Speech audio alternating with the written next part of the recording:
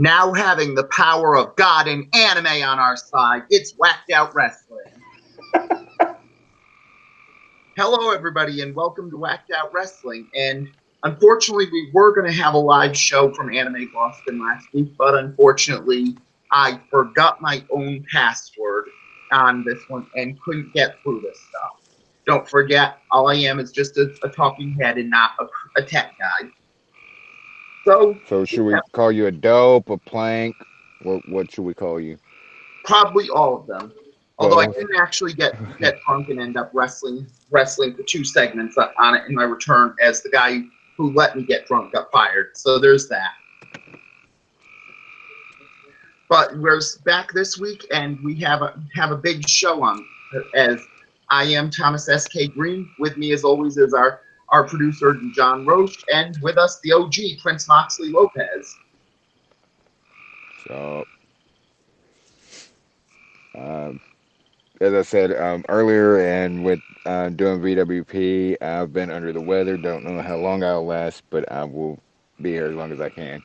If you can't tell with coughing and sniffling and stuff, so forgive me for all the excessive noises in between conversations. Don't worry. How many times have I been coughing my way through this show for the last 2 months or so? Yeah. True. Mm-hmm. But are those frogs from your end, Mox? Do what now? He does his outside on his phone. That's why. Oh, okay. Yeah. Okay. That's fine. I was just curious as to what that was about. Like I heard, like, yeah, frogs. you're gonna hear some. I live in the swamp and it's been raining. You're gonna hear some frogs. I also apologize about that. I got it.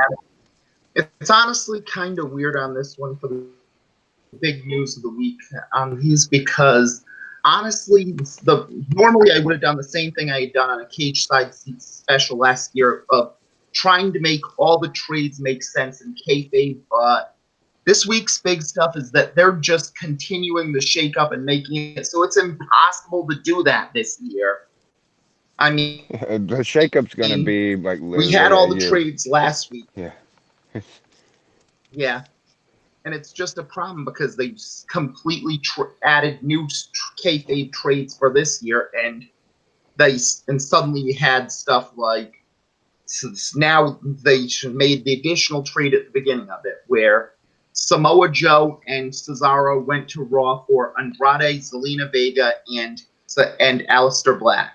This move was called by all the fans of, what the hell, you just you nearly split up a married couple so that Charlotte could have her boyfriend back, until they said, no, it's Fox Deportes wanted some Latino stars on the show. Then Meltzer said today, no, it was actually because Charlotte just wanted her boyfriend back and tried to split up a married couple for it.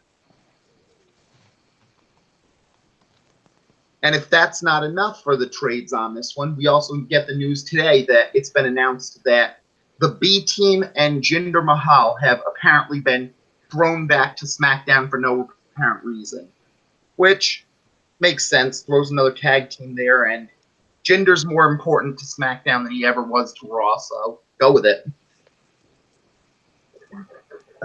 He is a former WWE champion, after all. Well, of course. And Raw was just hindering the Jinder, so. Yeah, the shakeup's just going to be from now until October 5th. It's just it's going to be one long continuous thing between now and October 5th. For those that don't get the reference, that will be when SmackDown airs on Fox. Well, honestly, it makes a lot of sense if it is, because if the McMahons ostensibly run every show, they should be willing to say, okay, we're throwing you on this show now, throwing you on this show. It should be a case where Shane and Stephanie should say, yeah, let's make a trade. We're both doing it for the good of this WWE, so let's trade this person to the other show. And if they're trying to do well by the roster as well, if you have someone like, for instance, in kayfabe, say, a Tyler Breeze, who says, I don't think I'm getting any opportunities on Raw. I'd like to get some more opportunities somewhere else. Stephanie should, in kayfabe, say, fair enough, I'll call up Shane and you'll be on SmackDown tomorrow. and that would make a little bit of sense if it went that way, because if you're all allying, you can't really have trades anymore. Yeah, that makes sense. Yeah. I mean, it happens all the time in professional sports anyway. I'm not happy here. Trade me, Yeah, and so they get traded. exactly. But it's also weird when every single group is going this way. Then if both sides, it should be like, okay, you're being demoted to AAA or you're being promoted to the major leagues. So Yeah, or maybe a better analogy would be college football and transferring. Okay, I'm not going to be a starter here for a couple of years. I can be a starter now for a different team, so I'm going to transfer. yeah, but trying to make the original trades go through and make some sense, it would seem like in kayfabe, using the rules we use for this is we try to make it as close to kayfabe as possible. After any Yeah, signings or call-ups, the fairest trade possible is the official trade. So, in theory, the shakeup would be first wave was the free agent signings. SmackDown made their free agency signings of Lars Sullivan, Heavy Machinery, and Kevin Owens. Raw then chose to make their free agent signings of Ricochet and Aleister Black, EC3, Lacey Evans, and Sami Zayn. As we established, Aleister Black was then thrown in a trade move with Andrade and Zelina Vega for Samoa Joe and Cesaro. There was an NXT and 205 Live draft this year, where both Raw and SmackDown got to draft one person or team from the NXT roster and the 205 Live roster. SmackDown drafted Kairi Sane from NXT, then drafted Buddy Murphy from 205 Live. Raw drafted, and this is the worst part of not being here on this one, because how are we supposed to mock the Viking experience if they're already the Viking Raiders? There was so much stuff, material we could have gotten from the name The Viking Experience, and now it's useless. And then Cedric Alexander from 205 Live. But then we got the actual trades, and the fairest trades possible would be simple. Biggest trade, of course, would be, well, if Wayne Gretzky can get traded in hockey, anyone can be traded otherwise, and this was the big one, as we had a huge one-for-one deal. Roman Reigns was sent to SmackDown for AJ Styles. Meanwhile, after Shane McMahon's hatred of him for the last few weeks, he wanted The Miz off SmackDown ASAP, but Stephanie knew that she could get The Miz cheaply, like she had to give him up the year before for Shane McMahon and Daniel Bryan. So she lowballed Shane McMahon and gave him a slightly smaller trade of Mickie James, Jinder Mahal and the Singh brothers, and Elias. Shane McMahon took it because he just wanted The Miz off TV. yeah. Makes sense. Raw traded the Intercontinental Champion Finn Balor, but it cost SmackDown. Rey Mysterio, Andrade, Zelina Vega, and the B-Team were the big cost for this move. However, when Raw realized they needed a U.S. champion, they sent Andrade, Zelina, and Aleister Black back to SmackDown for Samoa Joe. With all these trades, SmackDown decided to screw over Raw in turn for the lowballing of The Miz when Raw asked for the Usos, and SmackDown demanded a huge cost for it. 3 of SmackDown's Raw's top tag teams for the Usos. After going to Vince McMahon on this one, an arbitrator happened, and instead both teams were happy. The Usos went to Raw for Bayley, Liv Morgan, and Chad Gable, which gives the Raw what they wanted in the Usos and gives a basic form for SmackDown what they wanted in splitting up 3 of Raw's tag teams to get SmackDown's best tag team. And then in 2 smaller moves, SmackDown traded Naomi for Ember Moon, and Raw traded Apollo Crews for Eric Young. So those And are off waivers, we somehow have now known as Robert Roode with a mustache. well. I think that Robert Roode bought the mustache from Silas Young, so it's not really a waiver move. So, though I think that the mustache may have been picked up by AEW after Cody Rhodes released it. So Well, that of course. yeah.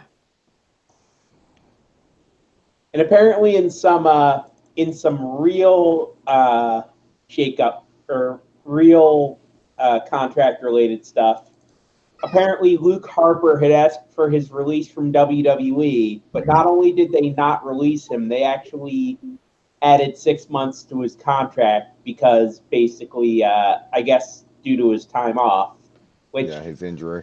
yeah, I feel like that's kind of a dick move. Well, it's the same move they did with Rey Mysterio a couple of years ago on it, where they re-signed him for another year when his contract was supposed to expire due to all his injury time. And Yeah, it's weird that they did it it's for not unprecedented. Go ahead.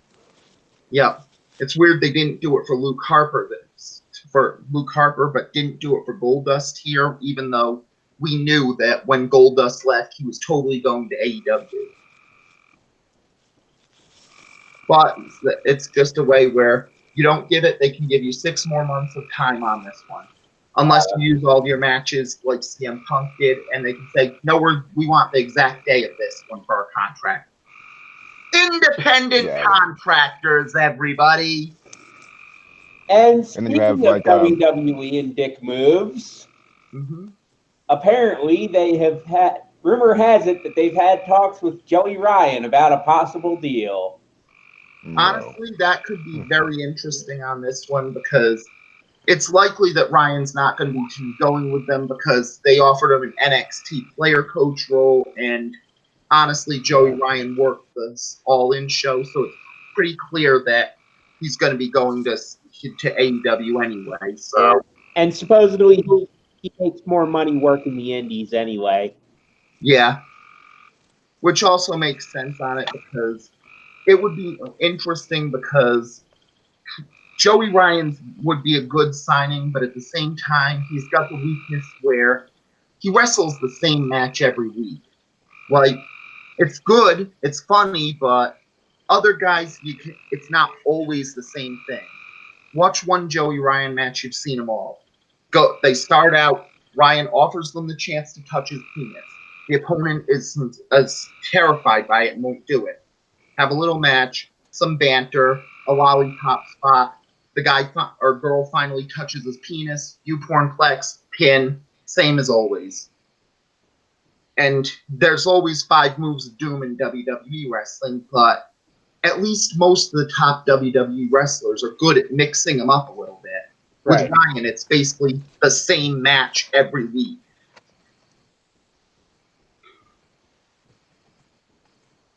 And 3 of those moves you're not going to be able to do on WWE TV. Yeah. All things considered, it's for the best to just send him to AEW on it. If they have that, that would be a good one. You have it someone who's worked all in to give him a name on it. And since AEW got Darby Allin, the Priscilla Kelly versus Joey Ryan feud brings joy to everyone.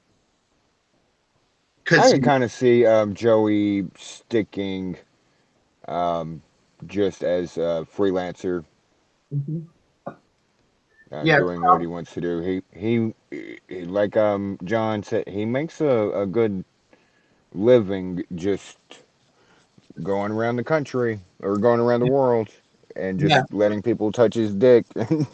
Yeah, and really, work if you can get it. Yeah, and it's just good on this one where, he does wrestle the same match every night, but works. You can't fault a guy for playing the hits.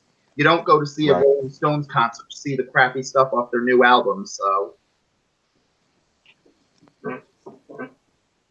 But it ultimately it will be a question mark there because it's clear that WWE wants anyone they can get, which is from the last. They were even in talks with Michael Elgin for crying out loud. Like when I say talks, like there is a rumor I mean, if his name's coming up, yeah, they're at least talking to any and everybody, and that's not a good thing. Yeah. Well, honestly, I've always taken the thing that it's not so much just clear cutting the indie scene as much as sometimes if the indie scene is going to keep growing, you have to cull the herd a little bit. Like independent wrestling has exploded in the last 5 years, where because the WWE signs everybody, and when they sign them, you can get dozens of spots opened up by one signing. Like when Shane Strickland signed last week with WWE, at least Yeah, 10 new spots are going to open up, and 9 new right. spots will open up because of the person who takes Strickland spots, and 8 from the person who takes that person's spots, and so on and so forth. And you and I have gone in depth about that, and a lot of people don't see it that way. A lot of people just see it as WWE's just signing everybody, but they don't Exactly. see the flip side of it. For every person WWE signs, like a named Hmm. um, indie wrestler, uh, there's people waiting in the wings in the indie scene to become that next name. Yeah. People have to realize there's a lot of really good independent wrestlers out there. People should really go to their local indie promotion and see how many good talents are out there and get into them before they become the next big thing. And a Right. lot of them have the talent to be that next big thing. Just waiting on their chance. Joe Exactly. Montana, Steve Young Hmm. esque. Like say the Chiefs or WWE, the Chiefs get Joe Montana, Steve Young gets his chance, wins a Super Bowl, and Exactly. does his thing. Yeah, and for the Patriots, same example where if you're so angry that you want Drew Bledsoe to be the starter for him, you could be completely ignoring that Tom Brady's right there to take you to the promised land. Brett Favre retiring, trading, and Aaron Rodgers. I mean, Exactly, and that's really the thing where it just says something on this one where in 2018 you had things like the sky is falling. They're signed Keith Lee and Matt Riddle. And in 2014, when they signed people like Kevin Owens and Finn Balor and Hideo Itami, you would have said something like, in 5 years time or 4 years time, you're going to see top stars like Matt Riddle and Keith Lee, and you're going to be right, devastated they were signed. And it's like, who the hell is Matt Riddle and Keith Lee? That's just right, proof that there's they just clear cut the indies. precisely. And going a little along the same lines like a Walter. Hmm. Like who the fuck's Walter? And now the biggest name, and he signed with WWE, and there's no, and yes, it's a UK thing, but it's still WWE. Um, well, now there's going to be somebody coming up taking the Walters place that's already out there, that's already wrestling. Just isn't quite as known, and I can't give names because they're not quite as known. That's going to step up, take over, and have everybody going, "Holy shit! Did you see this guy? Have you seen this guy?" It's just how it should happen. Hmm. Yeah, this is what we always wanted when it happened. When there was almost no one being signed off the independent scene was getting kind of stagnant. And Roderick Very much Strong's a so. good example for it, where he had been on in the independent scene for so long, he was starting to go on the downswing, and his career started to end. When he finally That's got a to WWE, Roderick Strong's been very good in NXT, but more importantly, it cut him off one spot, so Ring of Honor could start to get fresher by not having Roderick Strong anymore, and it opened up spots for so many other people on the indies. right. And people don't see it that again. It's everybody's, not everybody's. There's some sensical people out there, but a lot of people are just steadfast on WWE's the big bad Wolf and Vince McMahon's the devil and it's the evil empire, and they're just taking everybody without looking at the flip side of that coin of by them taking this person or these couple of people, look at the doors they're opening in these other promotions for these other people that you will eventually fall in love with Hmm. and will eventually sign with WWE, and you're going to get pissed off again, and that's going to open. It's just a trickle down effect. It's how life works. Yeah. And honestly, that's really the thing because the people that WWE ruined when they signed him weren't people like Riddle or Lee or Shane Strickland. It was probably people like Kalisto or Apollo Crews, guys who were clearly rising stars on the indie scene who were a very big benefit for WWE to get them when they did. But if you waited a year or two, they would have been Yeah, huge stars and everybody would have been in love with them, and that would have made them yeah. bigger names than they are today. I was gonna. Uhaa Nation's a great one that I think WWE pulled the trigger on a little too soon. Give him another year or so, year maybe two at the most, as Uhaa Nation working the the territories, the indie scene, and then sign him. They signed him a little too soon because he was already becoming a superstar. He just wasn't quite there yet. Where when he debuts, we get dude that smiles, Yeah, like basically yeah, and dude honestly, that smiles and does some crazy flippy shit. yeah, and honestly, it's might have been the weakness that eventually he got exposed in NXT. He Excuse me. found out guy's an amazing wrestler, but the dude just has no charisma at Like all. at And I'm all, not even at talking all. like he can't cut a promo or he doesn't on this one. The guy just seems smaller than he is. Like this is a guy who I don't need him to give me a promo like The Rock. I don't need him to give me matches like Jeff Hardy. Just pull off your 6'2", 240 and built like a brick shithouse, and you would not want to fuck with this dude. That's Yeah, all I'm asking for from Apollo Crews. Do that and you'll be perfectly acceptable. the thing I don't know if he and I agree with you. Don't get me wrong. Um, because that we said no charisma whatsoever. He's got a little bit, and if he could turn that smile into more of a shit eating grin because you don't like him because he's a fucking monster and he's like destroying one of your favorites, like that kind of smile instead of the I'm just happy to be here, like love everybody smile, like that would work. Yeah. Or even I honestly thought he was perfect in Titus Worldwide for that same reason. It Yes, was a yeah, perfect mix there. Apollo Crews is a great worker with no charisma. Titus O'Neil is a terrible worker, but he's one of the most charismatic men in the company.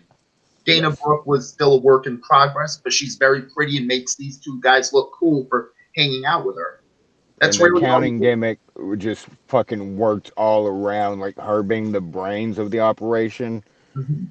Like you had the muscle in Apollo, you had the talker, the charismatic one, and um, Mr. World Slide, and you had the brains, the figure, everything. Dana Brooke of all people, but it worked together, and they just somehow like all of a sudden one week weren't on TV together anymore. Yeah. And that's really the problem on this one because sometimes you do. That's what a good unit should be. One person spells the weaknesses of the other, and vice versa. That's Yes, that's perfect for teams on it. Like for instance, that for these ones, we have someone who can actually keep us on the rails in mocks. So people like me or Joey who can keep us on flights of fancy, and then we have John who's able to keep us with stuff to talk about.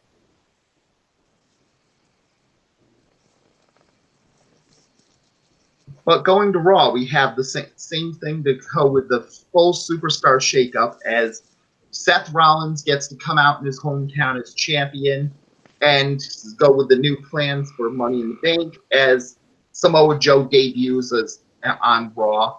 Rey Mysterio comes out to say he wants the match.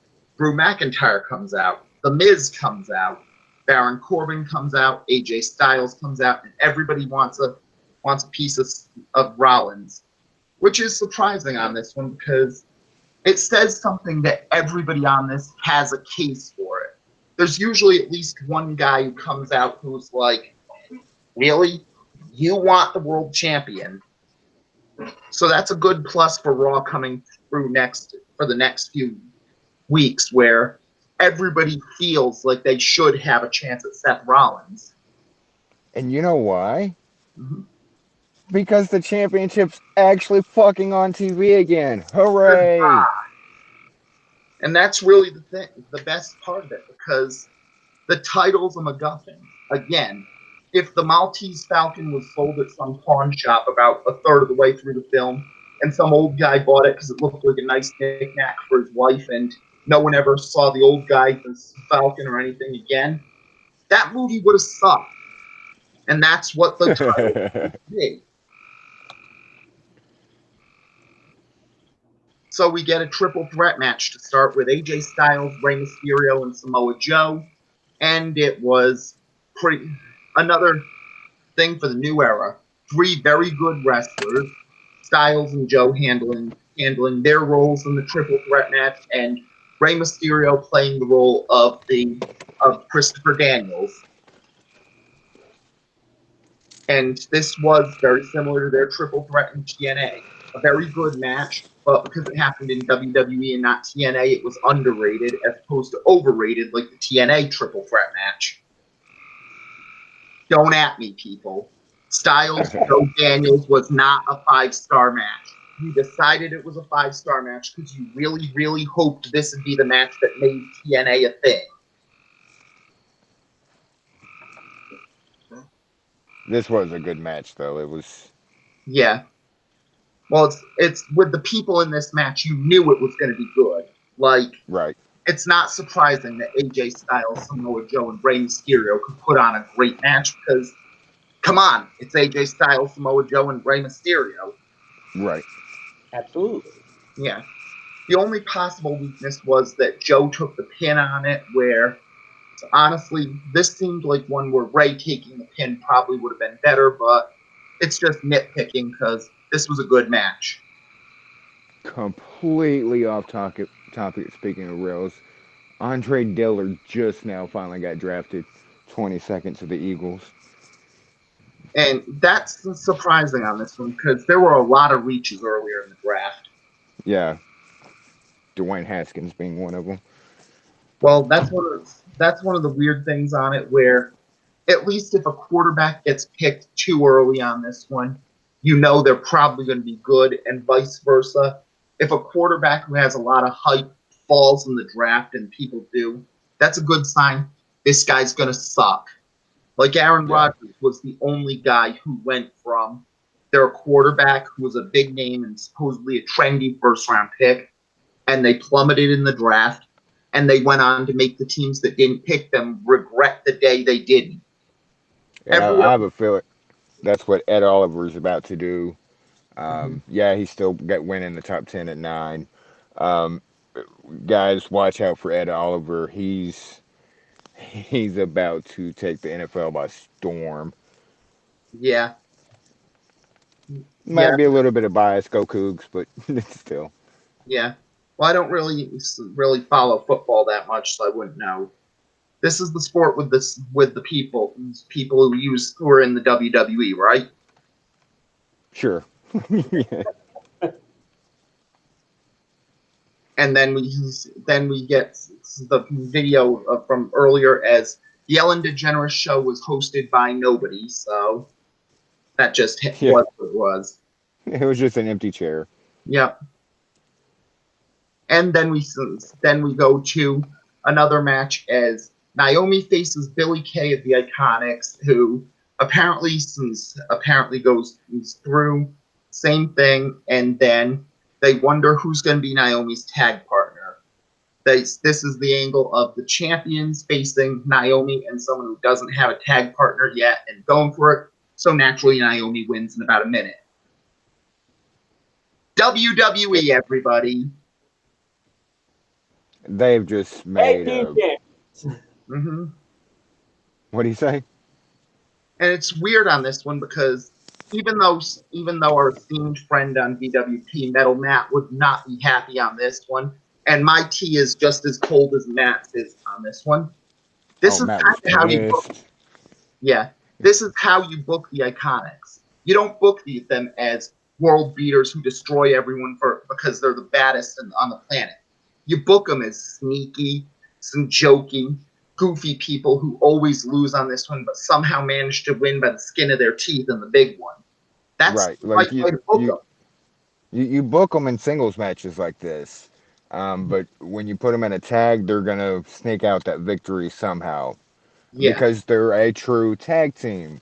They're not exactly. singles competitors. Singles Yeah, competitors, tag team competitors that have single matches should the majority of the time lose because pure tag teams. yeah, They should be, yeah. This is and what we it doesn't do. hurt the tag team's credibility. It's not like in a no championship match, Naomi and Rando Woman number 3 pinned the tag team champions in less than a minute. This was a singles match. But Yeah, yeah, Matt had a rant on VWP twice, Tuesday yeah, and Wednesday. yeah. This is the type of match that you want them to lose on it because they're not supposed to be the badass team. They're supposed to be the sneaky, conniving the heels who just manage to lose by the seat of their pants. And this is what And you want from a pure tag team. That yes, again, and, and learn from that mistake. Like, oh, when I face Naomi, I made this mistake right here. And as a team, like talk about it. Like, okay, let's don't make that mistake when we're facing her and Rando Lady number 4, whoever her tag team partner is going to be. mm-hmm. Yeah, and this is ultimately this point where this is what you get when you have pure Excuse me. tag teams. This is what we should be looking for. We wanted the Iconics as champions because they were a pure tag team. This is what you get when they're a pure tag team. Yes. And then from there we had Paige here. Not sure what that's about since she's on SmackDown, but we'll probably see later on tonight. And no, I do not feel bad making that joke. They had to have made that witch doll look like it. Oh, oh Mm-hmm. no. Mm-hmm. It Oh, just dawned on me what you. I have no words, sir. Yes, of course. It just dawned on me. Yeah. You're wrong. Yes, I am.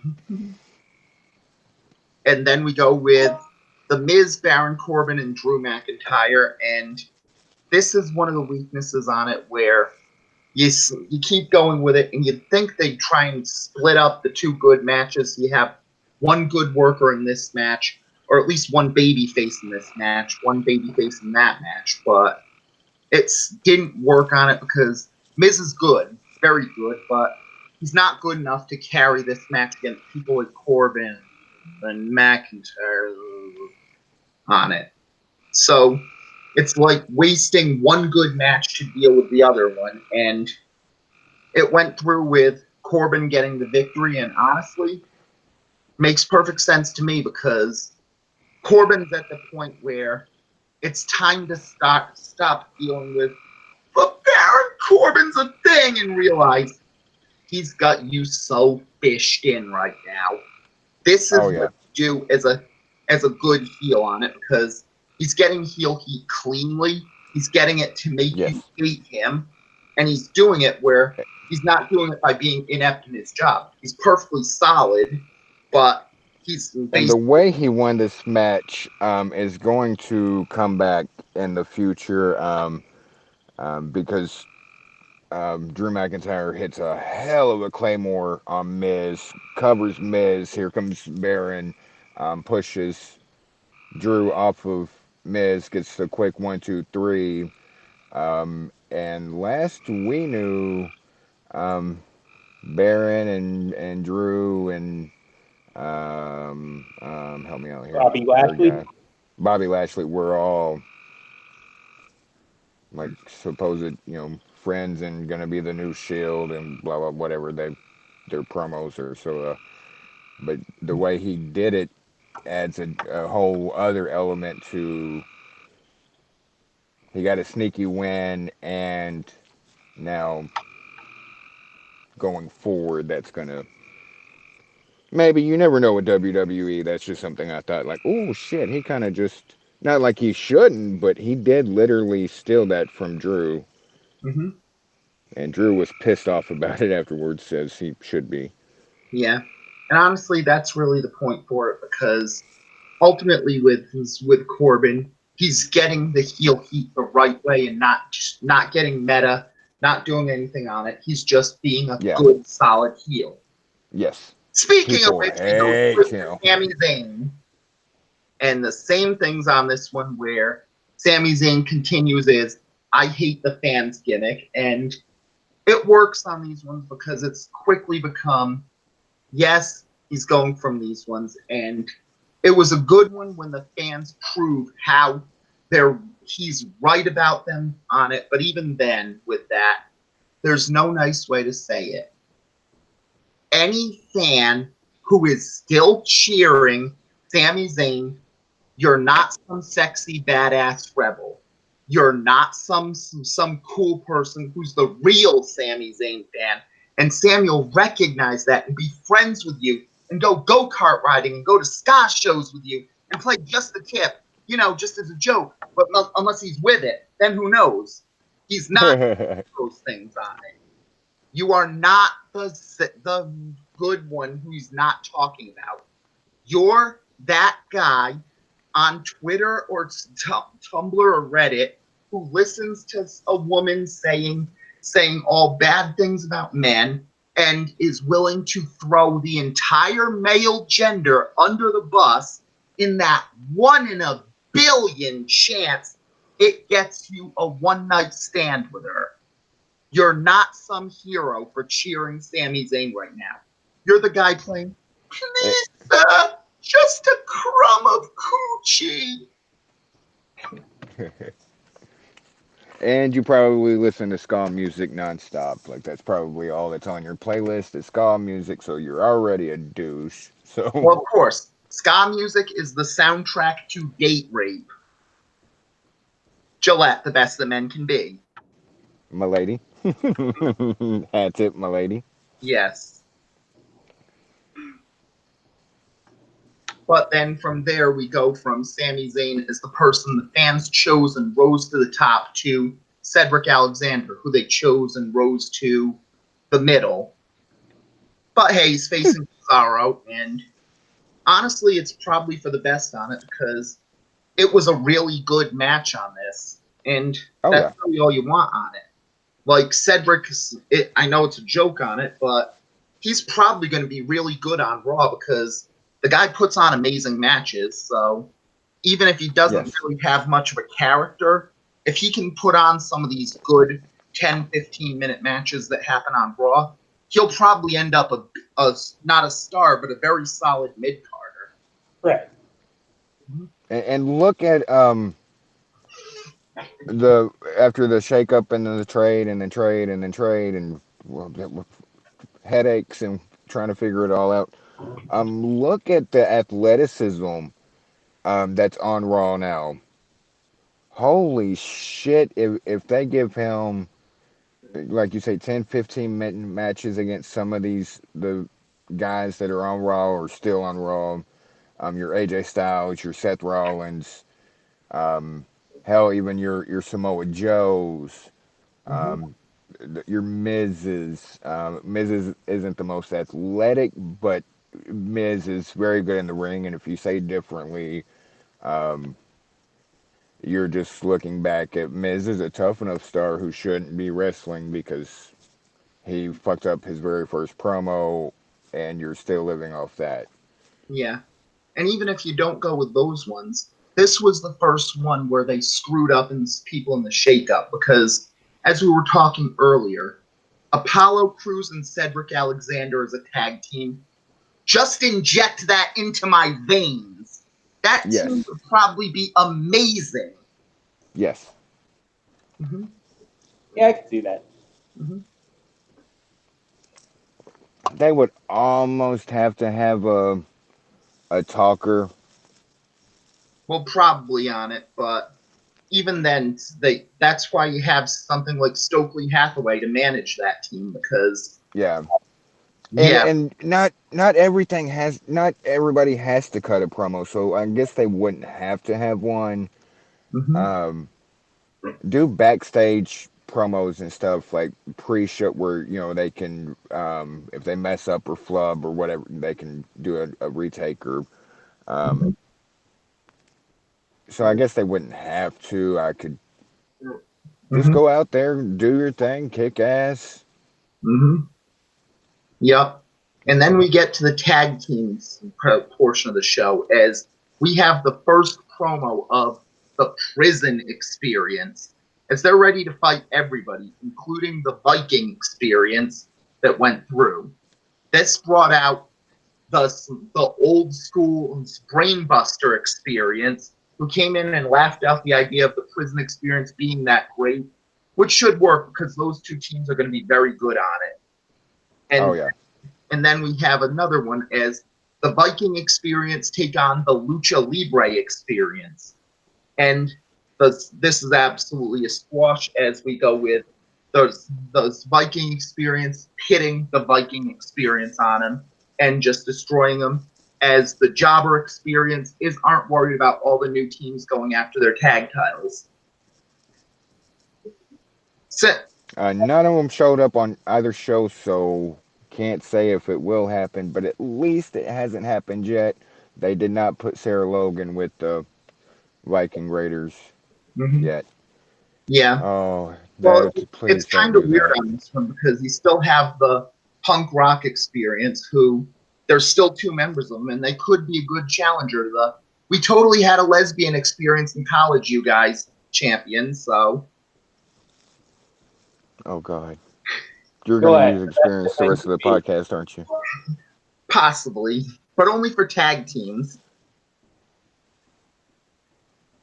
I But repeat, Gillette, the best that men can be. yes, and then we go to Becky Lynch, and that she talks about Lacey Evans being the first challenger, and and is claiming she's a bleach blonde who uses sexual favors to get ahead in her career. And this is going to the problems with Becky Lynch's promos on it. Within 3 weeks, she has absolutely decimated Lacey Evans as a threat and completely destroyed everything about her gimmick. Like Yeah. if you think about everything that was core of Lacey Evans, it was basically she's a ladylike woman who's totally doing it to be the upper class, too good for most of the other women here, and she's tries to be ladylike, but she has a really nice punch that she can knock you out with. Within 3 weeks, Becky Lynch has totally Even in sold her sucker okay, punch and turned her from being the ladylike one who's above all this baser stuff into the person who probably got her push on her back. That's not Gillette, the best the man can be. yes, and that's and what. she sold a women's right punch that didn't even come close to connecting. Which, um, but even in this one promo, the very first part, talking about Lacey, she could have just left it there at let's see, tall, muscular, blonde woman that management um likes. Oh, I've been down that road. I beat her ass too, referring to Charlotte. Mhm. You could have just left it at that, and that would have been perfectly fine without bringing in the your ring rat that is sleeping your way to this house. That was just uh, Becky's promos anymore. Just have taken me completely out of the Becky experience. Like it's Yeah. dope. This plank. This slap your head off here. Wait, when did Becky Lynch get a tag team partner? Well, I went rogue on that one. Yes. Well, 2 belts. Like, aren't those her tag team partners? I think so, possibly. But I don't think She's a I don't faction. think Goldie got promotion from NXT though, so And when she slaps your head off, does she do it in front of your girlfriend? I possibly. And that led to them trying to see if Alicia Fox had anything left after how she left the company left beforehand with the whole she got drunk at a show and they caused them to lose Arn Anderson over it thing. And it was yeah. I don't think we can use the Cody Rhodes GIF for Alicia Fox after this match. This was just why. And 2 segments for it. Newsflash to WWE Raw and to any of the fans who think it. Long does not equal good. Long does not equal good except if it's at a glory hole, really. That's not something you should be looking for here. In defense, real quick, yeah, Alicia Fox is Alicia Fox when it comes to in ring. I think she's had one house show match before this, but this was definitely her first televised match since all that shit went down, and she's heard it all on social media and stuff. So even more than her typical Alicia Fox stuff, her nerves had to be shot. Her Yeah. mind was probably all over the place. Yeah, and Just honestly, trying I'm to. against Alicia Fox because I think there's still a value to Alicia Fox on it. She's a very good Absolutely. actress. She's one of the best actors in the entire company, men or women. Yeah, she's got She's a hell of an actor. but it's not really so much this one as much as this was just an example of long does not equal good in wrestling matches. This match ideally should have been Alicia Fox goes in, Becky Lynch makes their tap out very quickly, and then points to Lacey Evans and says, "You want some? Come get some." This should not have gone for 8 minutes and 2 segments. This was just it's okay to have a short women's match. We know that long doesn't equal good. You literally just had one earlier in the show with Billy and Naomi that lasted all of a minute. I mean, the 2 matches that might even be better on it because you get a chance to show that Naomi can be a star on it, and you get a chance to see if the Iconics can do some more stooging and stuff like that. That's switch the timing for both of these, and you have 2 better matches. And then you go to the same thing as Ricochet starts his singles career going after Robert Roode and Robert Roode's mustache.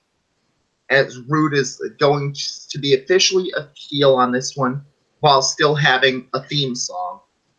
And then we have, pretty solid matchup, but Bobby Roode gets the victory on this one. And people had puppies over this. Let me just say on this one, for 2 fucking years, everybody had been saying, turn Bobby Roode heel. He's a terrible face. He's an amazing heel. And they didn't do it over and over again. Now they finally turned Bobby Roode heel again. They've made it clear they're going to be giving him the TNA Robert Roode gimmick and going further with this.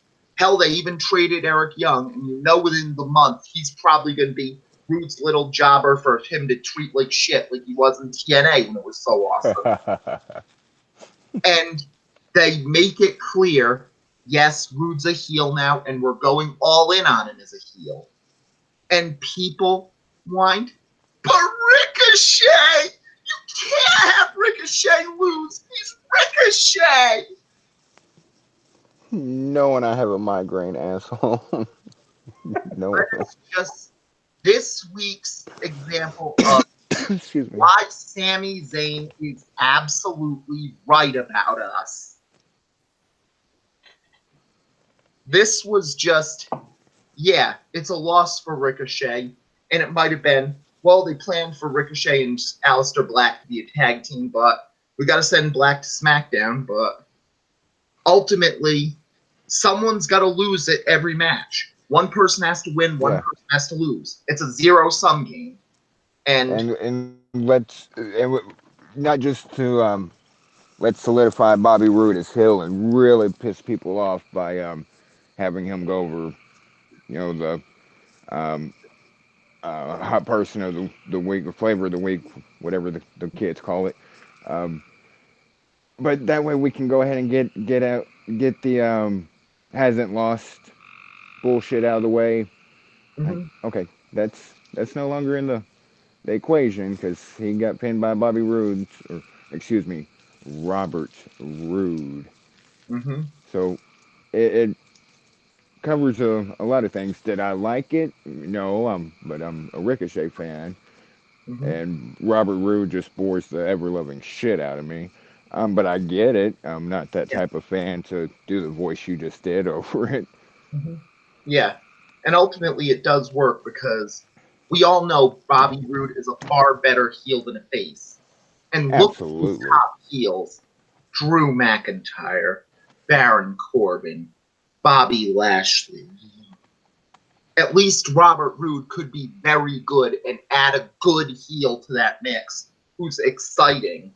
And all three of those heels are good, but they're not exciting enough. And so they needed something to go with some exciting things, something to change up all of wrestling and take everybody out of everything. And Right. here's where you have the behind the music, and that's when everything changed. Because we're going to the Firefly Funhouse. The greatest segment in wrestling, if not all of television history. Yes, this Oh my! should have I thought I been was the only a moment. one. It was When good. next year, when they go to the convention to get Emmy consideration, play this fucking clip. You're gonna get your Emmy. Yes. You're gonna get your Emmy, your Tony, your Grammy, your And fucking Oscar. of course, the $10,000 from America's Funniest Home Videos. Yeah. Just give them all they were. Just shut it down. Just This was this was just amazing on this, and we get his friends So, Lizard and Paige here, the witch. So, and this, oh god. but ultimately, this is one of those where it seems so amazing, but it's almost one of those which makes me melancholy when I see this video, because the concept of an evil, creepy Mr. Rogers is one of the gimmicks that I've kept in my sleeves for whacked out wrestling purposes. For the fantasy booking me and Mikhail do all the time on it. This is one of those things where the floor and ceiling are gone with this. And there is no in between. This Oh kid no, no. is going to be our generation's The Undertaker, and something that should go down in history as one of the greatest gimmicks of all time, or it's going to be the single worst gimmick in wrestling history. No in between. It's so either our the best generation or the Shockmaster. worst. What? So our generation Shockmaster. Yeah. No, not even Shockmaster, because at least they could handle that one. That was a mistake. This would be our Yeah, generation's gobbledygooker. I was gonna say the Gooker. Yeah. Um, this was like you, and I've seen a lot of the Mister Rogers comparison, which I get that, but this was like also I see it as and that's basically what they were doing with the name was Pee Wee Herman. Mhm. But then you remember that Pee Wee Herman got caught jerking it in a theater, and he's really not that good of a guy. It's Yeah. like all kinds of creepy and just like what is? And you Yeah. got you heard what the witch's name is, right? Yeah. Abby for Abigail. No, it's Peppy the Witch, so. Oh, I good thought lord! Hmm. I could have sworn he said Abby, or did Hmm. I just miss your joke? No, my joke was Paige here, the witch, so. Oh, But They actually went with Pepe, though, seriously. Yeah. Especially if they had the buzzard for it to go with it. So it's I thought that was the other one. Was Pep? I thought there was Pepe and Abby. hmm yeah. But Maybe this I is, misheard. but ultimately this is a problem because if you do it right and you have a genius performer doing it with genius writing, this could be the most amazing thing we've ever seen in wrestling. I This have could be like no our. doubt in my mind T- that Bray Wyatt is a genius at this sport and he is good enough to do this gimmick right. I have th- th- absolutely no faith that the WWE creative staff is good enough to do this gimmick right. no, but Bray is. Yeah, Bray will. This. He's gonna nail How, this if he does it. Oh, how do absolutely. you relate this to 2015, 16? Shit, my years don't run together anymore. Um, um, the Hardy stuff in TNA, broken stuff. Honestly, it's weird because this gimmick seems like it's more WWEized on it, and the Broken Hardy stuff worked because TNA was so terrible that you could do it there. TNA Right. was at its lowest level, so they could truly harness the master of the Sharknado thing. They could They harness literally just that went, oh, we can't do any worse, so go for it. yeah. And in order to do And the it worked. yeah, in order to do the broken stuff right, you have to be able to get it so you're so terrible you can do so bad it's good. That's how you do things like that. But that's the counter with WWE's broken stuff because it was basically like you go to Tommy Wiseau and you say, "We'll give you $150 million budget. We'll give you an A-list cast. Anyone you want in the world to be in this movie, they're going to be in it. Give us the room too." And the result is it's going to be bad, just like the room. It's not going to be good, but it can't be so bad it goes to amazing because the quality involved just wouldn't be bad enough to do it. Right. And Right. that's the same reason that the broken stuff failed in WWE because WWE is very high quality performances. Right. There's not Right. many bad wrestlers in WWE. The One people thing you cannot who know question. what they're doing, there's it's not bad enough to be truly bad. It can be And bad, there, but it can't be bad. yeah, and you can question a lot of things about WWE. You cannot question their production value. Their production value is obviously second to none in wrestling when it comes to that kind of stuff. Like Yeah, they're really good at it because they have the money to be really good at it. Oh, no You can question. question the content and the production, but the production itself. yeah, yeah, and ultimately that's the thing where WWE's in the sex and pizza level where even when it's bad, it's still pretty good. By contrast, TNA was in. This is absolutely one of the most terrible things I've ever seen in my life. And it's only when you get to that level that you can get to, this is terrible. This is horrible. This is so sublime. I think I'm going to start crying. It's beautiful. I love it. Yes, yes. And that's basically what this is. This isn't going I'd to be be happy if Bray never wrestled again, and we just keep getting these vignettes or these backstage productions. Cause that, oh my god, that was so great. yeah. Oh, I can't get over how great and how people flip the fuck out over it. Yeah. In a negative way. Like Yeah, because this you, is if you're worried about this, Bray Wyatt's going to nail it. We know he's going to nail this. There is no doubt in my mind he's going to pull this off. yeah, And that ties into the main event for it, where Baron Corbin versus AJ Styles, which is a good question mark on it. On the one hand, it's the second AJ Styles match tonight. On the other hand, it's the second Baron Corbin match tonight. And it's just another long but meh match. But this one actually does work with the meta view on it, where everyone was worried it was going to be Corbin, worried it's going to be Corbin, worried it's going to be Corbin. Oh, fuck, they're going with Baron Corbin, Seth Rollins as the world title feud. Really, really? It's AJ Styles winning! It's AJ Styles winning!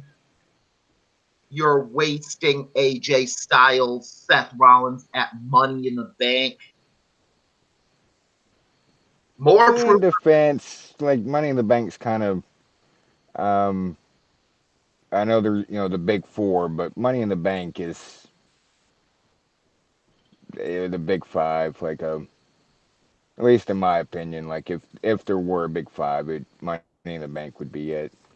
And a Yeah. lot of people look forward to Money in the Bank just because it's like if you ask 100 at least WWE fans, um, a lot of people get rid of the gimmick pay per views, get rid of except for the Money in the Bank gimmick pay per view. That Mm-hmm. seems to be it's definitely not like a D show or C show, whatever people call. Yeah. It's one of One the A shows that usually delivers. right. Mm-hmm. And one thing with this, like the whole fans complaining that they're wasting it at Money in the Bank. The thing with a lot of wrestling fans is Vince McMahon could give every single one of them a hot fudge sundae, and they would complain about the brand of chocolate sauce that it used. Yes, Hallelujah. exactly. That and Yeah. the we're wasting it at Money in the Bank. Okay, say Corbin did win, and you were Mm-hmm. alluding to this. Um, Yeah. AJ literally just got called up to Raw. Yeah. If say Corbin goes over, those same fucking fans are gonna sit there and say, "But it's AJ Styles. Why isn't AJ Styles getting a shot at Money in the Bank?" Yeah. And And now that he is, those fans are saying, "I can't believe they're giving AJ a shot. They're doing this at Money in the Bank. This should be SummerSlam or WrestleMania or yada yada yada." yes. Like, And there's pick a lane, because there's you're driving both ways on a one-way lane. yeah. And there's ultimately two things to remember on this. On the first part, here's a fun little thing to go through on this. If someone is getting a big push, is it possible for both of them to get it at the same time? If the Yes, answer is yes, then that's fine. If the answer is no, then go to question two. Is it if one of these people got it that didn't get it in real life and you're whining that happened, would you just whine that the person who got it in real life didn't get it and this person did? If the answer is yes, shut the fuck up, you spoiled, entitled baby. You can't get everything you want the second you want it. there would have been. AJ went to Raw. They're already burying AJ on Raw. Yeah, That's why I only watch SmackDown, because Raw. That would have been happening. He yeah, just got to Raw and he's already buried. yeah. Of course we know it would happen because we just saw it a few weeks ago with the but Asuka lost to Charlotte people on it, and the people going, Asuka lost to Charlotte in this. Becky Lynch buried in her. Asuka should be in I this. love how, I love how you do the buried it in. Yeah, and that would go with the same one where, again, if they went with Asuka on that one, they just whined that Becky Lynch was buried. And go into the but AJ versus Rollins at Money in the Bank thing. Again, my one thing to say there is remember a year ago when we got AJ Styles versus Shinsuke Nakamura for WrestleMania as a dream match and what happened there? Pepperidge Farm remembers. uh, And eventually, Styles and Nakamura did have a couple good matches, but with that one, they gave us I think some people have like on their little laptops in their basement or wherever they are, and I try not making fun of people and hmm you know that, but and when a match like this happens, when Corbin versus AJ main events, they have like three tabs open with for whatever scenario is actually going to happen to complain about. hmm Like, and what whenever the match is over and that was what happened. Okay, this is what I'm going to complain about. It's yeah. about they're going to waste AJ versus or if Corbin would have gone. They've already buried AJ. They have it pre-typed, like just ready to go as soon as the match ends to fucking complain. hmm Yeah, and that's really the thing because again, it has to be said.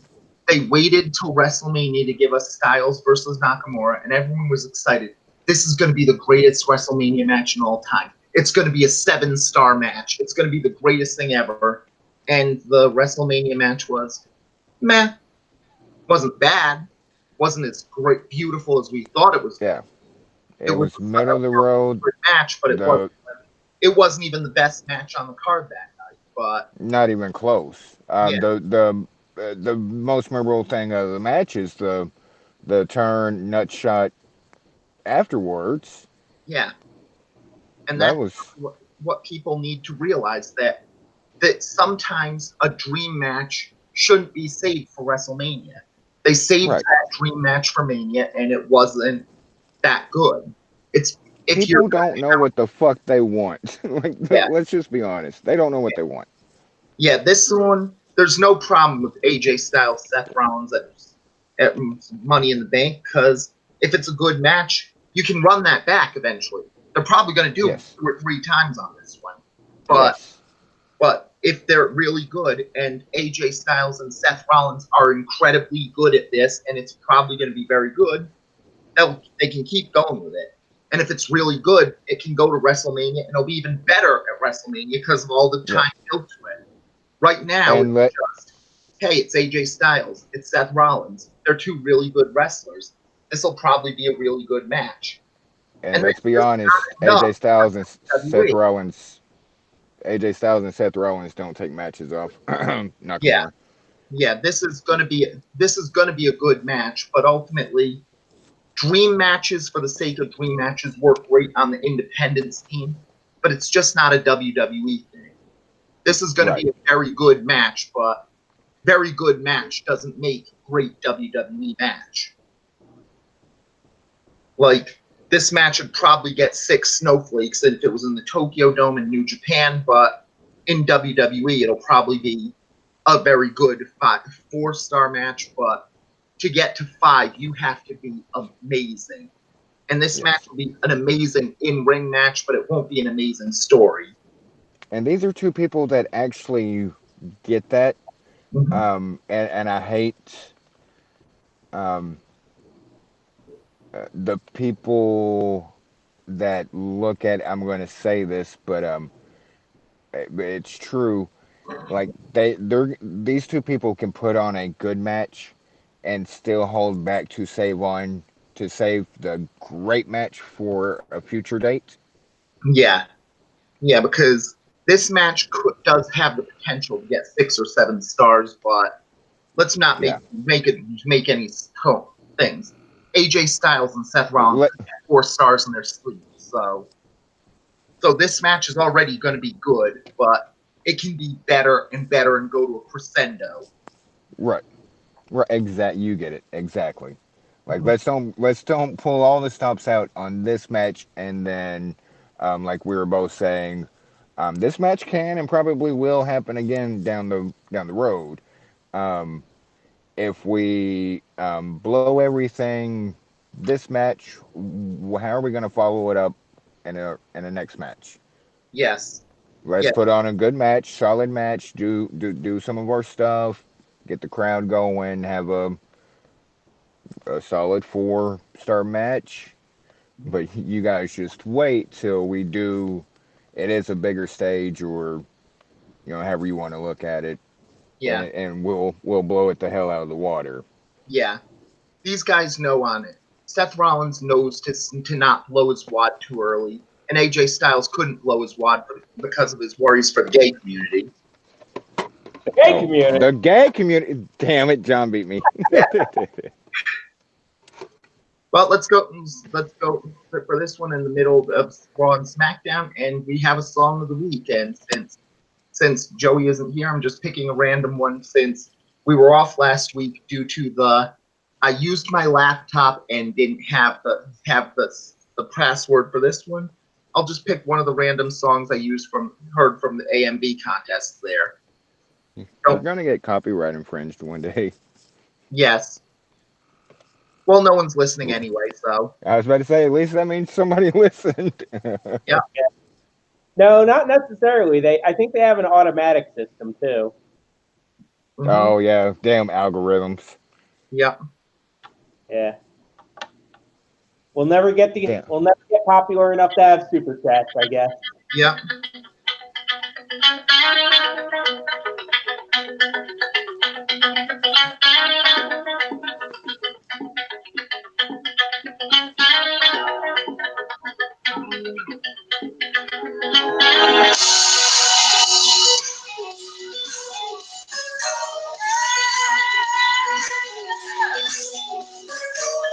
Seems like I can do no wrong.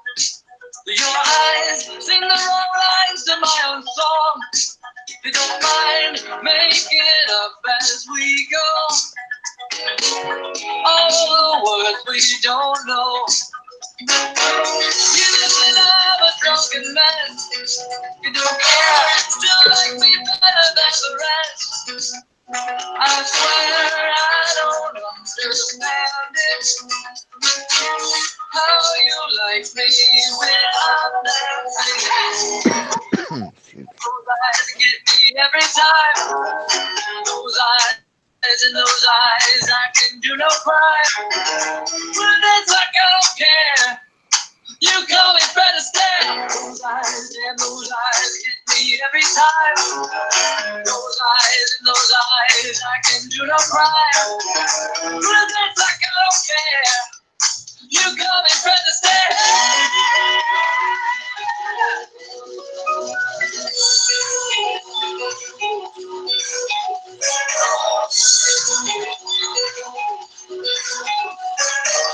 All my idiosyncrasies, you're like I'm annoyed at all the little things.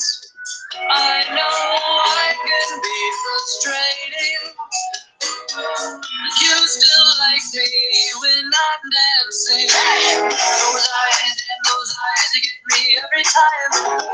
Those eyes and those eyes, I can do no crime. Well, it's like I don't care.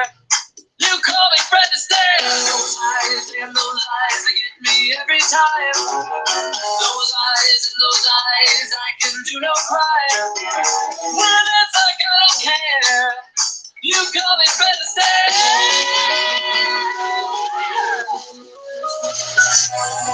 When I lose myself, there's no one else who else is loving quite like you. Those eyes and those eyes, they get me every time. Those eyes and those eyes, I can do no crime. Well, it's like I don't care. You call me Fred Astaire. Those eyes and those eyes, they get me every time. Those eyes and those eyes, I can do no crime. Well, it's like I don't care. You call me Fred Astaire.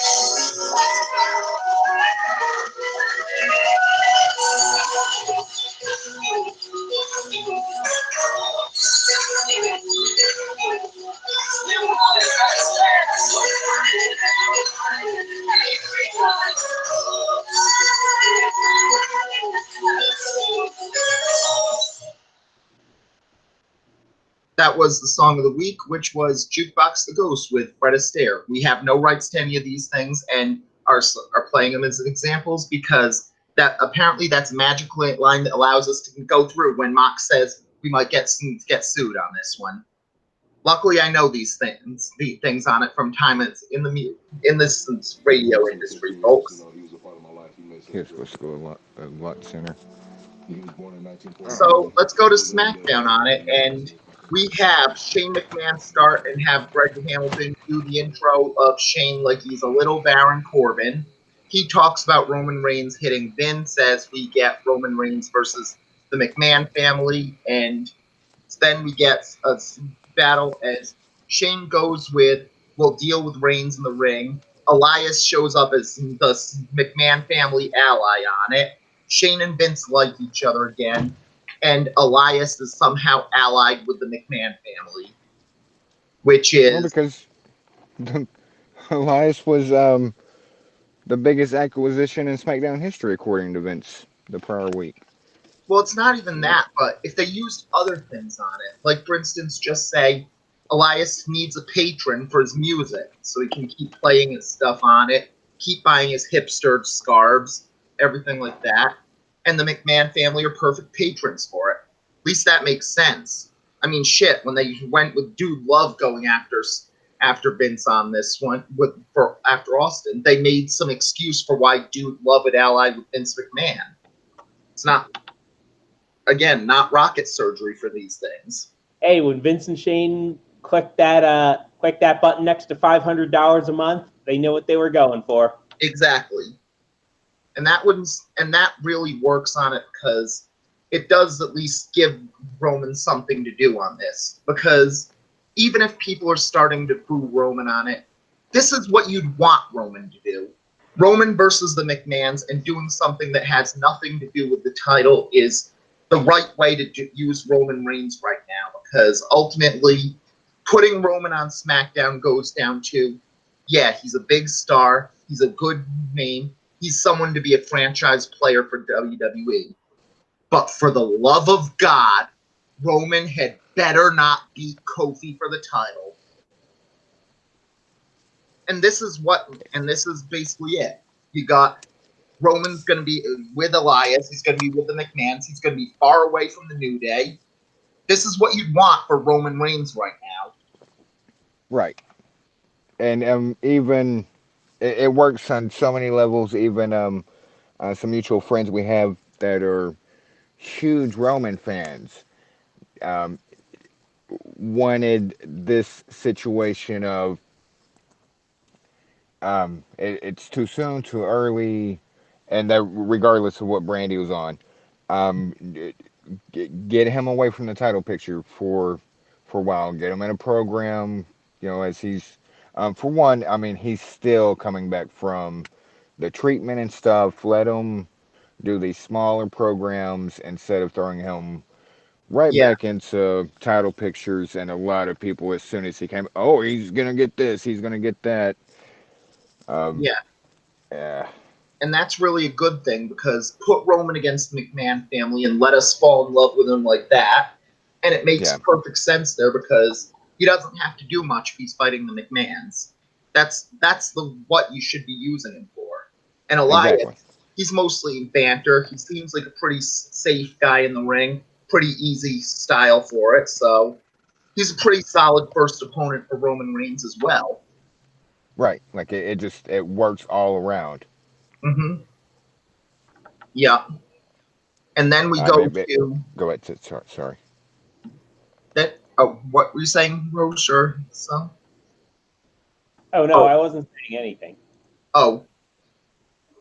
I was just going to piggyback basically off of what you were saying, Mm-hmm. because not only does it work for Roman not being in the title picture, but it also works for Elias and making Elias even more credible facing Roman. Like it's just a win-win scenario. Yeah, and that also works because the SmackDown heel side doesn't have that many good top challengers on it, where they need to get some for it, which would be to, oh crap, they're not going to give Shane McMahon the WWE title so he can lose it to Roman, are they? And Oh that's a sad God. thing on it because it's not just Shane McMahon as WWE champion would be the best option for Kofi. It's that I would posit that right now on the SmackDown WWE one, the current who could lose to Kofi on this one, or who could beat Kofi for the title, the Mendoza line of this would be a good opponent to beat Kofi Kingston for the title would be Charlotte Flair right now. She just came Oh off the Jesus. WrestleMania's thing. She's clearly got a storyline that the people love her on it. And Charlotte Flair becomes the first female WWE champion is something that you could tell they'd probably do. That would be the bare You minimum. do a lot of good drugs during the Song of the Week, don't you? Well, this is mostly the fact that I'm not saying this is a good angle. I'm saying this is the worst possible good angle, the Mendoza line of good angles. If you would be better in a matchup for Kofi Kingston to beat him than Charlotte Flair beating him, then it's worthwhile. If you're worse than that, don't even waste our time. I could argue only a few people even get above Charlotte Flair, and that's Owens, Shane McMahon, Elias. That's about it, actually. The SmackDown men's side is not very strong. And, you might be able to pull off Andrade, which ties into the next match as Finn Balor takes on, coming up next on stage, put your hands together for Andrade. And keeps this match as non-title because obviously that means Andrade's winning. And we have another good match between two very good performers. And wait a minute, Balor won? And that's just not good on it because if they're trying to make Andrade have Balor's number, that's what we should want right now. And having him lose a title match with him getting a title shot just makes no sense on it. It's just weird.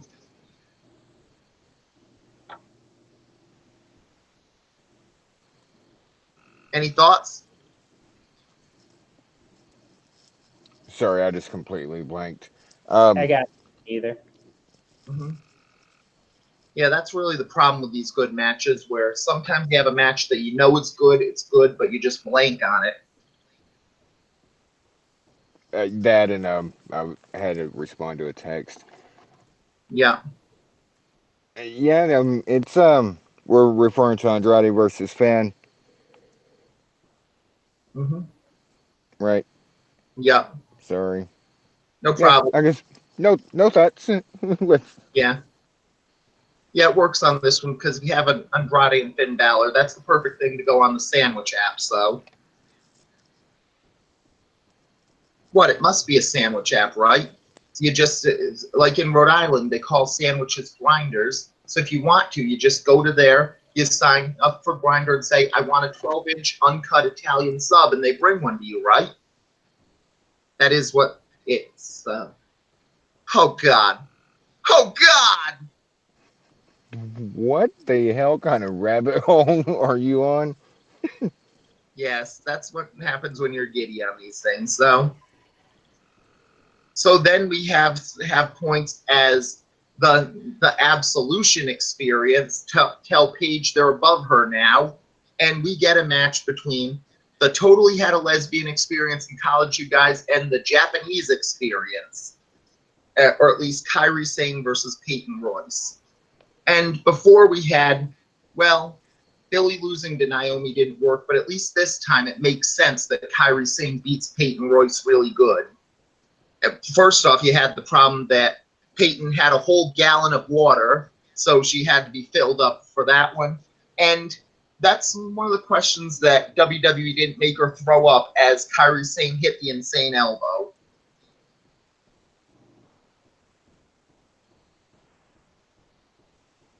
But it is what it is to at least introduce Kairi Sane to the main roster and help going through.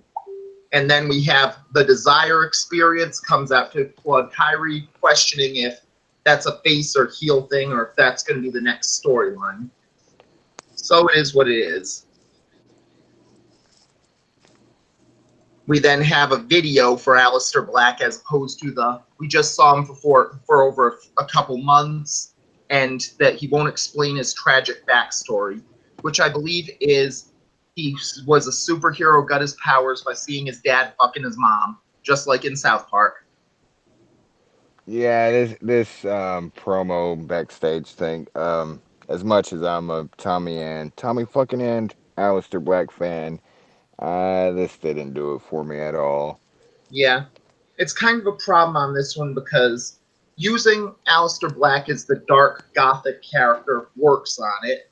Yeah, I don't think they do the everybody's a shade of gray and he sees the good and evil in everybody thing that worked in NXT, but at the same time, it doesn't really work when you've just spent 6 weeks selling Aleister Black as I'm a happy-go-lucky Netherlands guy who's just happy to be in the WWE instead of and came up from NXT to put on good matches, and then you suddenly make him the dark gothic guy.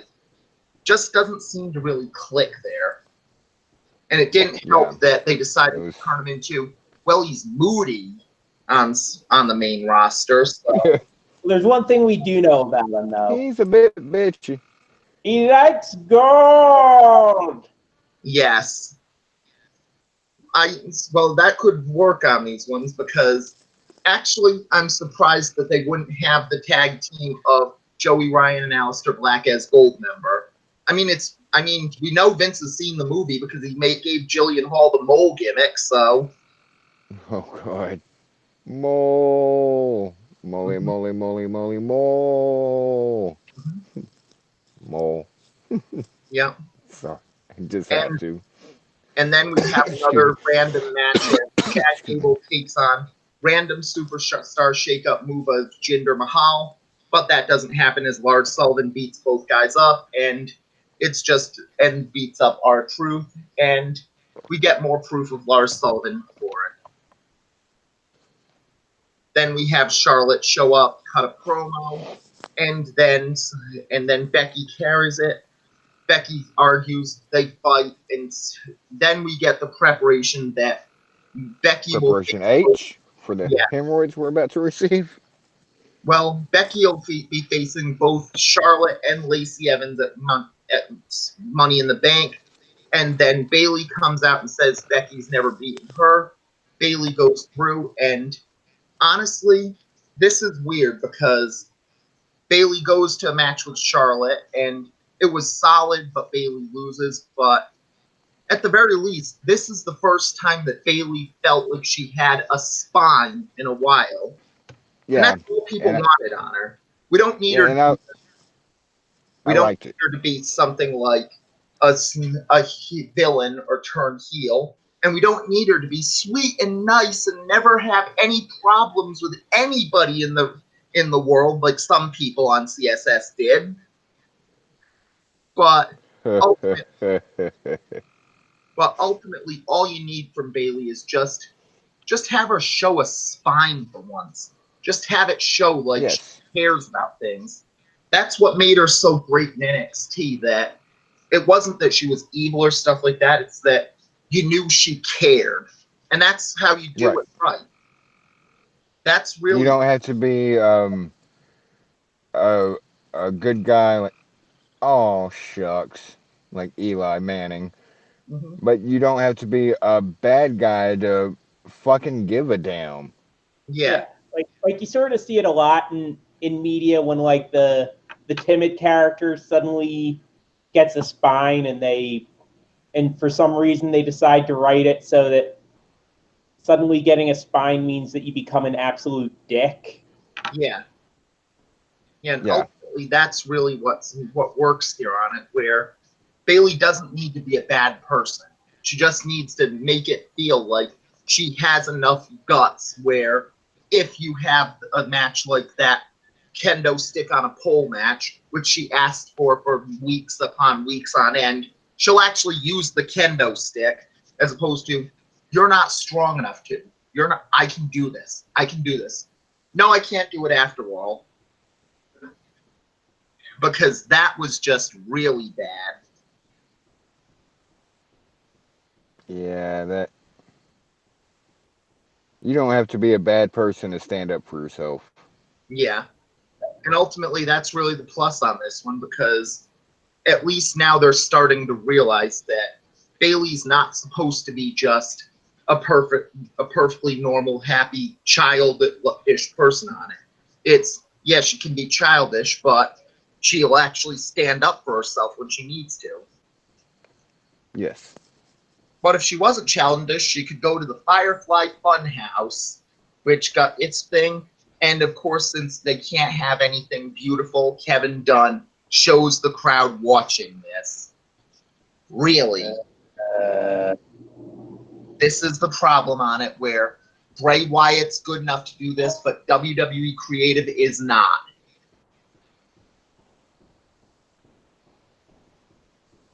And then we go to Kofi Kingston versus Shinsuke Nakamura in the main event, as we have the question of this. Rusev and Lana fight through. Woods and Owens are there at ringside for it, and it's what you'd expect for this one, because Nakamura is a good challenger, but he's not really a main event caliber guy anymore, and he's just not going to be. But you could put on a good match, and Kofi gets it, and DQ by Rusev, and it is what it is. Just a solid match, and then Kevin Owens turns on Kofi Kingston, which is just a problem because this is destroying friendship. Kevin Owens and Kofi Kingston were friends for like a week, you guys. How could they do this turn on them? He said he was Big O in a city that was Big O means a stadium. But that's like a bond that has to be for years. Yeah, we knew this was going to happen, really. I mean, it was just a matter of time. I wonder if injuries fast forwarded this. But Daniel Bryan apparently may have suffered a concussion. So they're fast forwarding this turn. Yeah. Yeah, and ultimately we didn't mention some of them with these moves, but this is very, very bad looking for a lot of them, because you have Daniel Bryan's feud being switched over, and there being the question that they bench Daniel Bryan again, which could be a bad thing, hopefully, because we don't know what it is, but there's some injury. And at the same time, the fact Cesaro went to Raw on it and broke up the bar, it seems like the strongest words are being unspoken in saying that this is probably it for Sheamus's in-ring career. Which will be interesting if it is the case, because Sheamus may low-key have one of the best careers that no one really paid attention to how good he was. And if it is the end, in about 5 or 10 years, people are going to re-look at Sheamus and realize this guy was awesome. You know, a lot of people, because in my opinion, he's Hall of Fame worthy, and you're going to have a lot of people. Does he take over the Coco Beware spot now? Yeah, and that's not really dude. Because Sheamus deserves to be in the Hall of Fame on it. He was once you've held the world title, as long as you don't do a damn fool thing like killing your wife and child or killing yourself in the darkest moment in pro wrestling history, you're totally Hall of Fame worthy. Heck, put David Arquette in there. Guy clearly loves it, and he's doing music for it, so put him in the Hall of Fame. But on the Sheamus thing, isn't that a separate injury other than his spinal stenosis? Doesn't he have just like a leg injury or something? I'm not saying that it still might not be the... Considering it's spinal stenosis, and even if Sheamus has managed a good workout regimen to cancel it out, that's one of those you're on borrowed time anyway things. So yeah, he's been on borrowed time. But I want to say, and forgive me, all kinds of medicine and stuff like always. But this is an injury not related to his spinal stenosis. Not saying that this still could be the end, period. But I think I want to say a leg injury or arm injury, something that's not really related to what he's been on borrowed time for a while now. Yeah. Yeah, it seems like it's going to be a question mark, and if it's a leg injury, that could be one, as well as the rumors that it's been said that if Sasha Banks does come back from from her walkabout, or on this one, she's going back to SmackDown. So it seems like if he comes back, he's probably coming back to Raw, and the bar will be back together. But this is weird on it. And again, But as it stands right now, holy shit, they broke up a lot of tag teams. yeah, honestly, that's one of the differences on it, where they have to prep things on it for all the great tag teams in NXT, like the badass experience, or the thug experience, or teams like that. There's a lot of good tag teams ready for their close up, Yeah, but and some tag teams just aren't like the Usos. They're just gonna be. I see them lifelong yeah. Well, from that's here one of on the out. pluses with them, because at least the Usos probably would have been broken up long ago, but the fact they're identical twins really helps it, or at least the fact they're twins, so they know that, yeah, you can't really do that. Indeed, it's kind of weird that we Uh, don't see WWE trying to scout more twins just so they have surefire tag teams like this. yeah, and I said this the other day, and stay steadfast by it. The Usos are the best current tag team in the world. I'll wait for you to name another one because Well, they like I said to you in response on it, the only tag team I could think of on it is, since the Usos have always kind of been WWE's answer to the Young Bucks are the only team in the discussion right now. So, and I'd argue that the Usos are more of a are basically the Young Bucks if the Young Bucks stop doing their bullshit. So, I can absolutely agree with you there.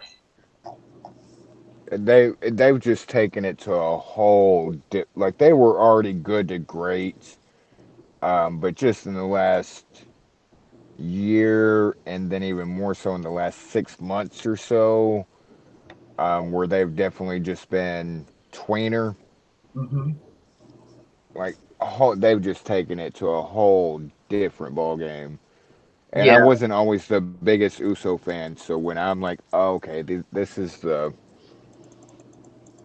Well, it's pretty much a straightforward thing because, again, one thing that's common is that it seems like smarks are too so far in the wrestling bubble they can't notice when they get really, really good stuff because they're too busy brooding about all the stuff they're not getting. And right, Usos would be a good example because it's not a surprise that the Usos are good because, low key, Usos versus New Day may be the single greatest tag team feud in WWE history. Like, I'm not even counting the TLC era on this one because with the TLC, they had to have the TLC gimmick for it for the matches, but the Usos and New Day were able to have great match after great match without many gimmicks on it. And if there yeah, was a gimmick, yeah, it was straightforward good match and not just car crash stuff. right, and that's what made the Edge and Christian, Dudley's, and Hardy Boys work so much. Is it was car crash material. Mm-hmm. The few times they had just regular matches are somewhat forgettable for the most part. Mm-hmm. Where the Usos and New Day, the majority, it's like the completely opposite. The majority of their matches have just been straight on matches, Yeah. with few exceptions of gimmicks here and there, gimmick matches. And every time they get in the ring together, I don't want to. I'll say it. Fuck it. Magic happens. Yeah. Well, that's really the benefit on it because sometimes people say that matches happen too often, but there's a difference between Alberto Del Rio versus Sheamus over and over and over again. And yeah, when Usos and New Day or Becky Lynch and Charlotte get in the ring, you know it's going to be a good match. You know Yeah. they have great chemistry with each other. So it's not like you're going to be getting a bad match or a boring match. Maybe you get a little bit too Right. much, but there's no problem with that ultimately. So Like Right. there wasn't a problem when you got Austin versus The Rock all the time. If you know you have a good match and there's still very good stars, you can run that match over and over again. There's no problem with that. And ultimately, that seems like more of a indification thing where it's like you can only do one first time match, but first time match doesn't mean that it's going to be a good thing. It'd be a first time match probably if you had, say, Seth Rollins fighting Mike Kanellis on Raw, but I wouldn't tune into that as a main event. Yeah. And I damn sure don't want to see that over and over and over again. Yeah, yeah. Sometimes if you know you have magic happening, run that back. It's no problem. It's not like it's going to be bad. It's only when you have things like Baron Corbin versus Finn Balor all the time that you have problems with it. Bobby Lashley versus Finn Balor. Hmm. Yeah, it's basically there's perfect times to experiment, but if you know it's going to be a good match, just do it. Anything else on the outside of WWE you think should be talked about, Mox? Did you catch any of New Japan this past week? I did not. It's not on this one, I, but during them, I did see there were some Tiger Mask and New Japan panels at Anime Boston, so I did at least talk about New Nice. Japan for it. So there was some benefits Very there. nice. Mm-hmm. They're running their um, I can never pronounce it. Best of Super Juniors. Sago.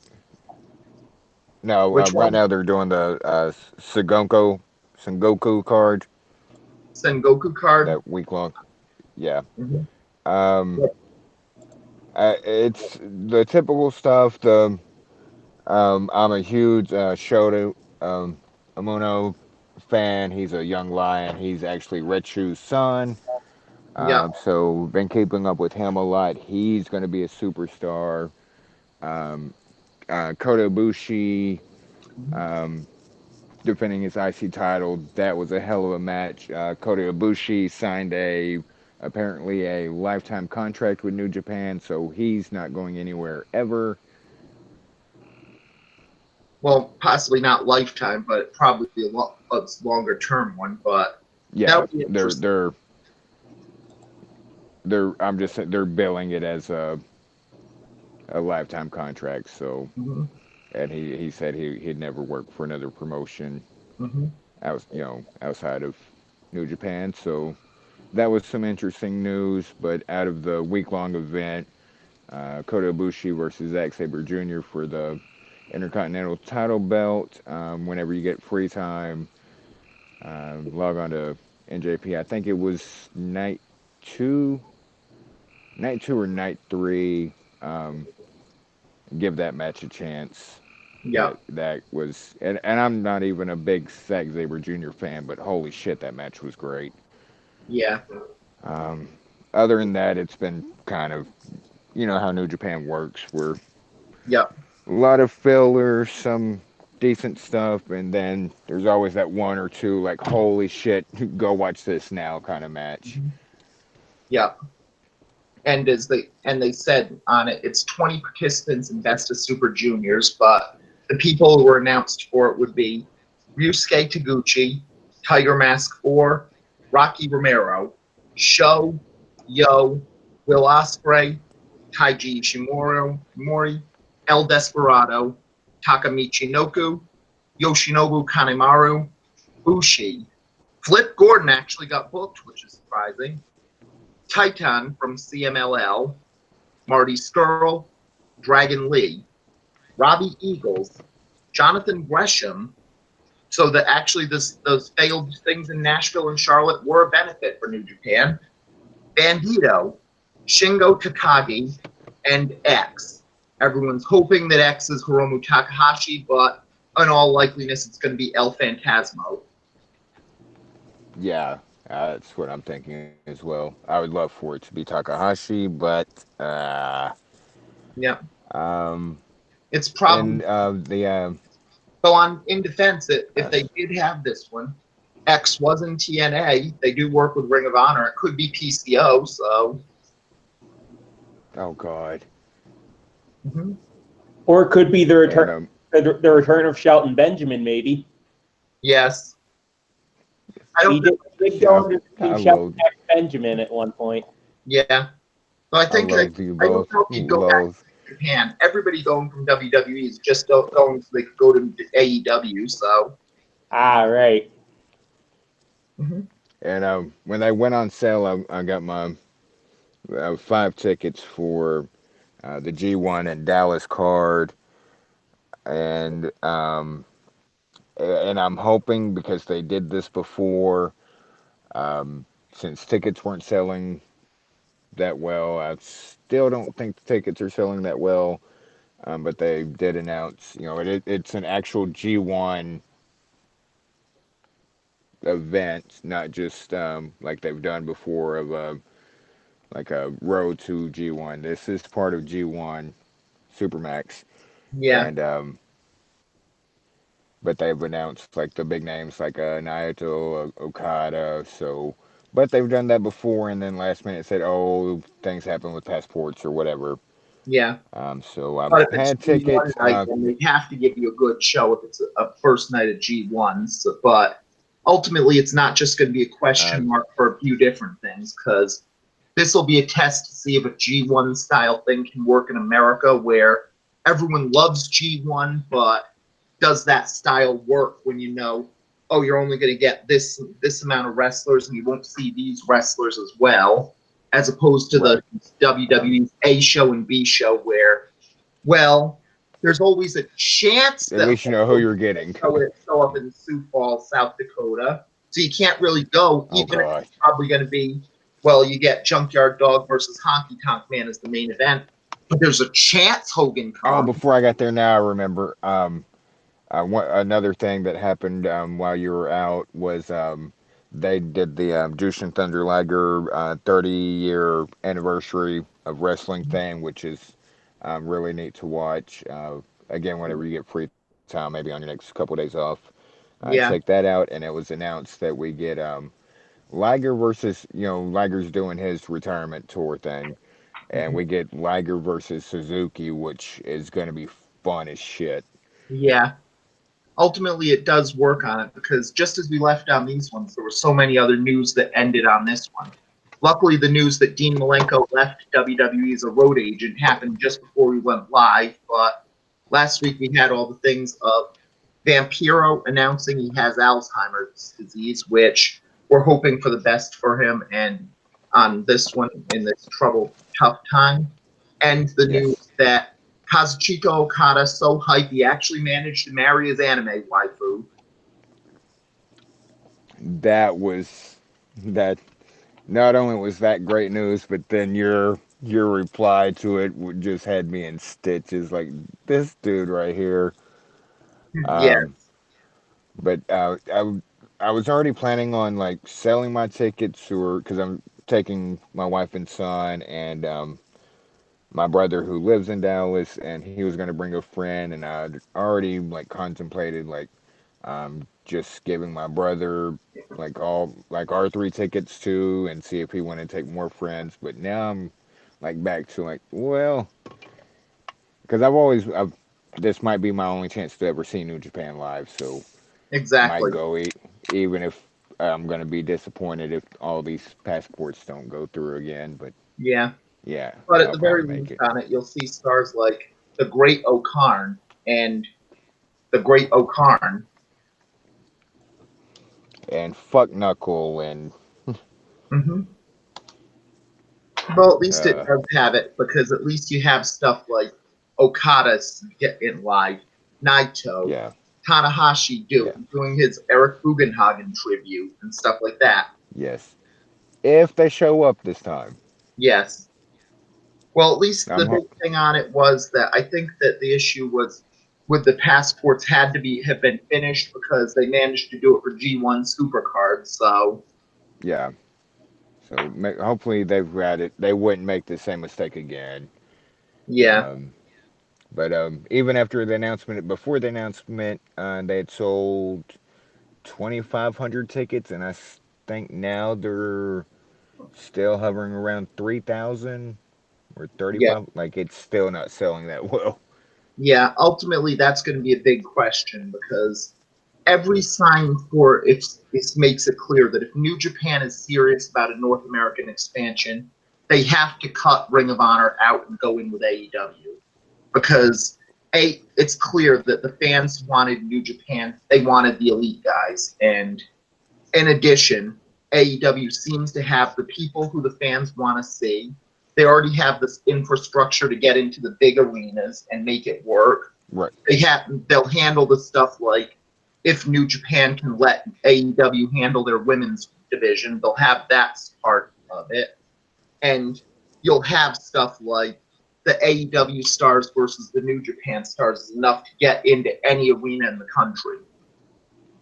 And that and the some of the bigger New Japan former stars are, guess where, AEW. Exactly. And that's really the thing. Who'd you rather have on your show? Kenny Omega, Matt Taven. Kenny Omega, Matt Taven. Oh man, Matt Taven, he's got to be way cheaper than Kenny Omega. Well, yeah. Can we fire him? Isn't that a fireable offense? At least drug test him for saying like such a thing. I don't know. Matt Taven probably is cheaper than Kenny Omega, so. Oh, he's cheaper. He's definitely what cheaper. You pay for. But yes, ultimately it does seem like the biggest thing is that they have to switch away from Ring of Honor on these ones if they want to succeed in America. And that seems like the next wave for New Japan and for it. And ultimately, you're only going to get it if you either can get someone big from WWE, not happening, or you go to AEW. Heck, even going with, and even then, if they went with Impact, that would probably be a good move to get the same things because Impact low key would be really good with a New Japan relationship again. And Anthem's done so much that they probably wouldn't do a damn fool thing like making Shota Umino into Kato like they did with Okada, but still. Yeah. And now Al Snow has bought AVW and OVW, and OVW is now the developmental territory for Impact. Even beyond that, they were the developmental territory before, but what's more interesting is that OVW officially went into the state of Kentucky to try and become an official trade school, which would be very interesting if that happened. So, yeah, and I believe they got that license. I believe last week. That would be interesting if that's the case. So, I believe they got their trade school license. I read so much and then get sick and forget half the shit I read, but I believe that they actually got their license in Kentucky to be a trade school. Mm-hmm.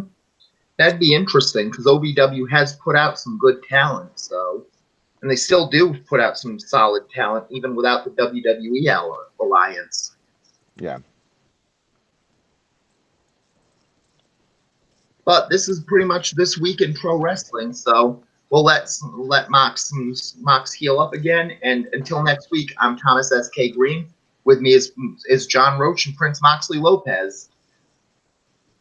See you around. Peace.